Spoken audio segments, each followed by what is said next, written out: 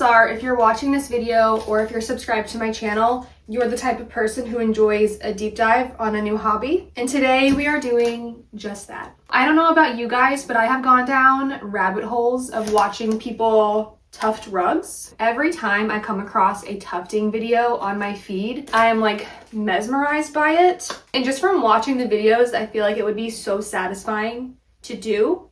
And today we're going to be experimenting with our first tufting project together. So Clawlab sent me this tufting kit and we're going to unbox it together and figure it out together. Okay, we have our tufting gun. We've got a little variety pack of yarn. I don't even know what this is yet, but we have this. And it looks like this is all for the framing that we're gonna need. I guess now is a good time to read the instructions and figure out how to put this together.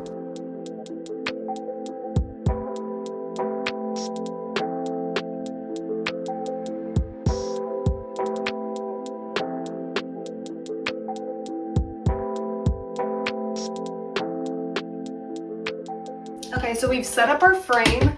It was pretty self-explanatory setting this up, and on their website they also have videos showing and explaining how to set it up, which is very helpful for someone who is a beginner at tufting. So when it's set up properly, it should be pretty taut. Hopefully this is tight enough. And I'm thinking now would be a good time to decide what I want to make. I could make a small rug, I could make wall art, or I could make a tufted tote bag. I eventually do want to make a tufted tote bag, but I feel like for my first project, I have to keep it simple. I've already looked through Pinterest and I found a couple ideas that gave me some inspiration. I don't want to do something too intricate, and I think 3 colors would be perfect. These are my inspo photos, so I think I want to do some kind of wall art. So I want to make an oval with a scallop trim and then a flower in the middle. I think that will be easy and simple enough for my first project. So I'm going to try to sketch it out with a pencil first, and then I'll trace over it with a marker. That way it's bold enough to see, and then we can work on setting up the tufting gun.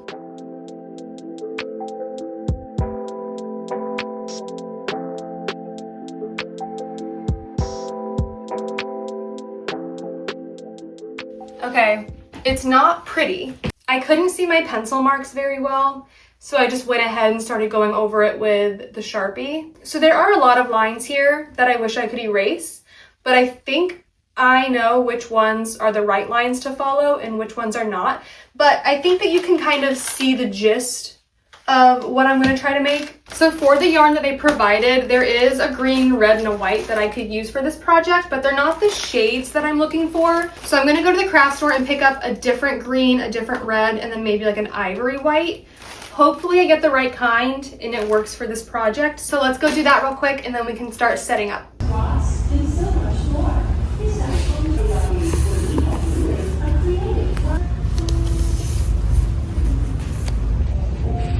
Okay, so these are the yarns that I ended up going with, and here's the information here in case anyone needs it.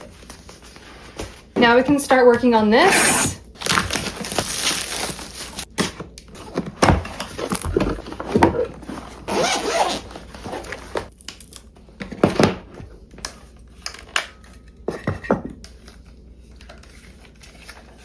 I think I'm going to start with my green yarn. I'm just going to put this through. And I don't have the little tool that they require to help you get it through these holes. So I'm actually going to use a little bit of black thread. So I made a loop like this on one end. And then with the other end that looks like this, I'm going to weave it through both of these holes. So I'm going to go through this one first, and then I'm going to go out this one. And I'm not going to pull it all the way through. So right now we have a loop right here. And I'm going to put the other end of this yarn through that loop. And now I can pull this thread. This little dial here will determine your speed. And as you can see, the more I turn it this way, it's fully green. And then as I go back this way, now it's 3/4 green. Since I've never done this before, I figured maybe I'll start with just half speed and then we'll go from there. I did watch some of their tutorials, but this will be my first time doing it myself. So I'm going to try to make a line over here just to get a feel for it. So let's just see how it goes. Whoops.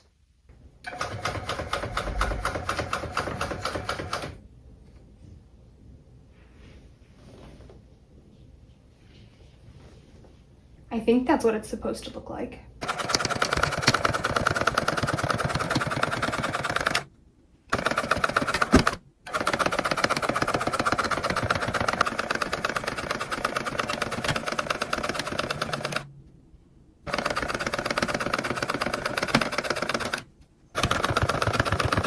So first impressions on this portion that I've done so far, you want to make sure that there's plenty of slack with your yarn, because if there's too much tension on the yarn, it won't work correctly. And the pressure you use to keep the needle in the fabric, you want the needle to go all the way in. And if you're not using enough pressure, the needle will kind of pop out. So you need to keep pressure on it and then slowly go along your line. I feel like the more I do this, the easier it will be to follow my lines.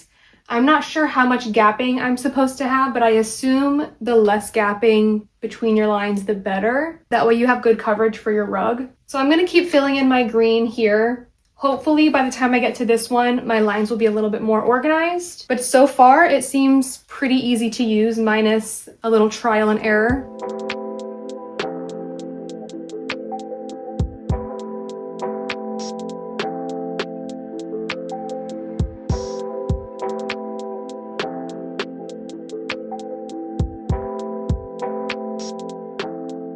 Progress update. It does get a little bit easier as you go. There's a learning curve just getting used to it and knowing how much pressure to use, and also keeping an eye on the slack in your yarn. So now I can turn this off and I'm going to start working on my red. And I think I'm gonna do my flower red and then my scalloped trim will be red. So I'm gonna continue with this the same way that I was doing the green. I'm gonna go along the perimeter first and then I'm gonna fill it in. I'm realizing that you don't have to make your lines extremely close together. If there's a little gap in between, especially with the yarn that I'm doing, it fills in really nicely. So I don't need to be a perfectionist and make my lines super perfect.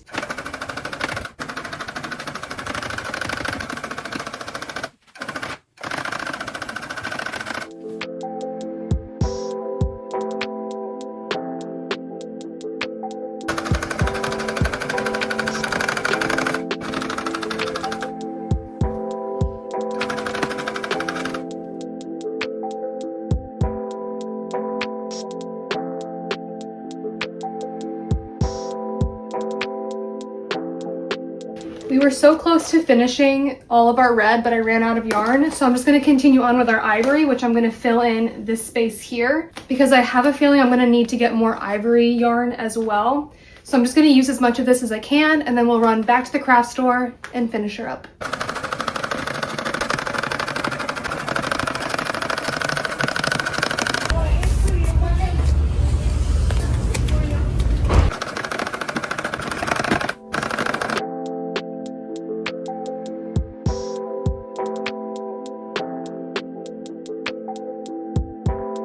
Okay, here's how we're looking now that we've completed this part of the project. This is how it's looking from the back side. I did go in and try to fill in some of those gaps. But anyway, here is the reveal and how it looks from the other side.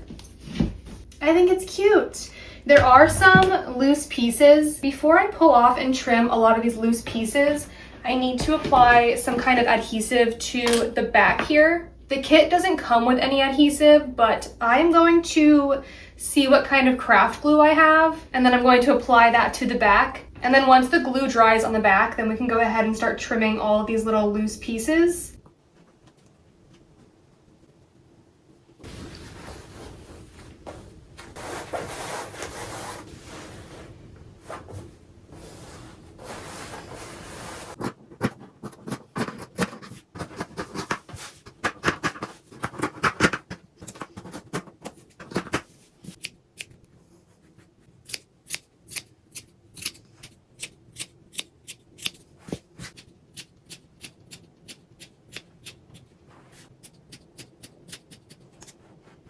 Okay, so considering this was my first tufting project, I think it turned out pretty good. Two things that were not included in this kit that you might want if you're going to start this project would be glue for the back of this, and also this little tool for threading your yarn through the tufting gun. They did provide this backing for them, but I feel like this would more so be for if it was going to be used as a rug.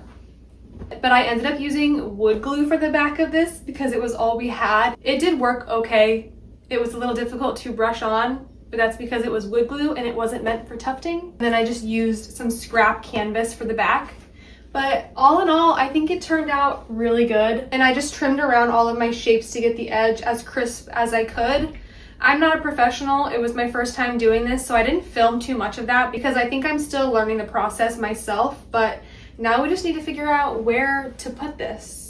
I feel like this needs to be somewhere where it's displayed in my videos because I do think it's really cute and I'm proud of it. So maybe I can put it here and then put this picture somewhere else. Or I could remove these two pictures and put it here. Or there's one other spot. Or I could put it here. The problem with this spot is that this area is almost never on camera. So I feel like it just wouldn't get appreciated if it was in this spot. So I think it's between the two other spots, in my opinion. So I'm already brainstorming my next tufting projects. I think that these would also be really good Christmas gifts because you can personalize it for whoever you might be giving it to. And I just really love the idea of this as wall art because of the texture. I think it's interesting. And I will link the Clawlab kit below as well as a discount code if anyone is interested. And that's going to be it for today's video. And until next week, bye!